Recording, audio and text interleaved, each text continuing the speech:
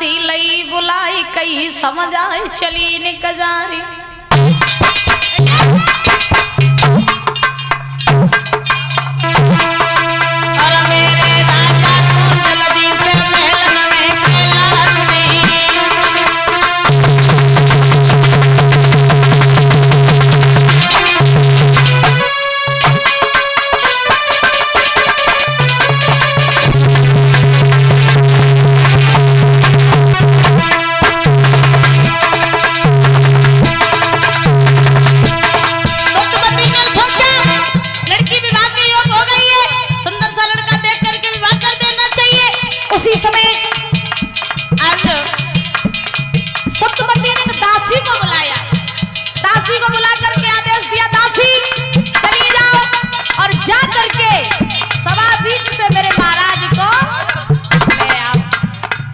चली चल करके भीष्मक के पास में पहुंची। जवाब दे महाराज मेरे साथ जल्दी चलो, आपको महलों में रानी ने याद किया है।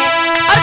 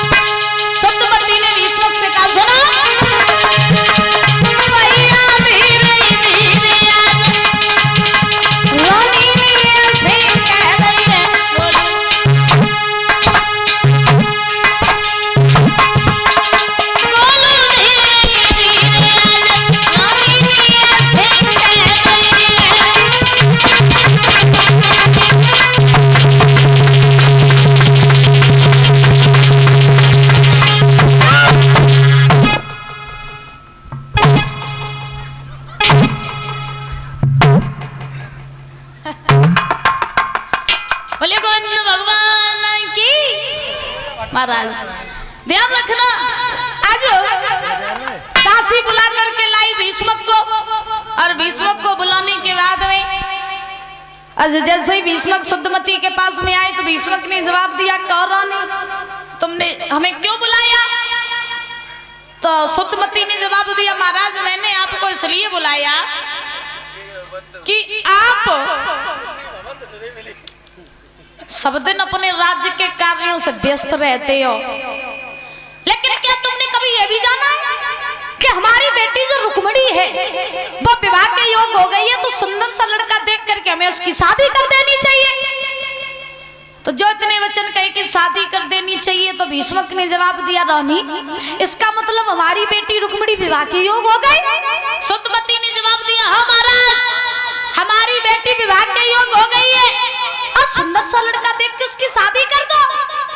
भीष्मक ने जवाब दिया, रानी हमें तो पता ही नहीं चला कि मेरी बेटी कब विवाह के योग हो गई। और सही बात है परीक्षित महाराज, कहा जाता है कि बच्चे कब सयाने हो जाएं माँ बाप को पता ही नहीं चलता है, और बच्चे कितने भी बड़े हो जाएं माँ बाप के लिए तो बच्चे ही रहते हैं।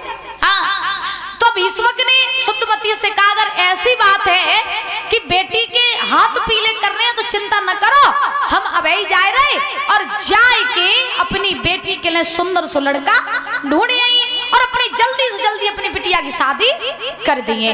तो भीष्मक ने देरी नहीं की, सभा बीच में आए, सभा लगवाई और सभा लगा करके सारे सभा के लोगों को इकट्ठा किया। इकट्ठा करने के बाद